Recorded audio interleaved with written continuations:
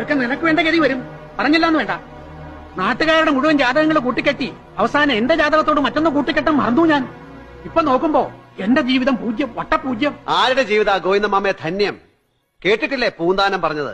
10 മാസം വയറ്റിൽ കഴിഞ്ഞുപോയി 10 പന്തിരാണ്ട് ഉണ്ണിയായിട്ടും പോയി എന്ന്. ആകപ്പാടെ നമുക്ക് ദൈവം കനിഞ്ഞനുഗ്രഹിച്ചിരുന്ന 10-60 വയസ്സിനിടയ്ക്ക് നമ്മളൊക്കെ 10 മാസം അമ്മയുടെ ഗർഭപാത്രത്തിലാ. പിറന്നു വീണാ പിന്നെ 10-12 വയസ്സ് വരെ അതാ ഒരു ഉണ്ണി മാങ്ങയുടെ പരുവത്തിലും. 13ാമത്തെ വയസ്സോട്ട് തുടങ്ങായില്ലേ 7 ശനി, കണ്ടകശനി, കേതുവിന്റെ അപകാരം, രാഹുർ ദശ എന്നൊക്കെ പറഞ്ഞ ഓരോ കാലദോഷങ്ങള്. 10-40 വയസ്സ് കഴിയും ആ കാലദോഷ കടലൊക്കെ ഒന്ന് നീന്തി കിട്ടാൻ. അപ്പോഴേക്കും തുടങ്ങിയ ഷുഗർ, പ്രഷർ, പാൽപിറ്റേഷൻ, കൊളസ്ട്രോള്, ആമവാദം, സന്ധിവാദം എന്നൊക്കെ പറഞ്ഞ ഓരോ ദണ്ണങ്ങള്. ഒടുക്കം മയോകാർഡിയാക് ഇൻഫ്രാക്ഷൻ എന്ന ഓമന പേരിൽ ഒരു ഹാർട്ട് അറ്റാക്കും. ടീം ഒരു ബലൂൺ പൊട്ടിപ്പോണത് പോലെ പൊട്ടിത്തെറിച്ചു പോയില്ലേ. അതോടെ നമ്മുടെയൊക്കെ ജീവിതം.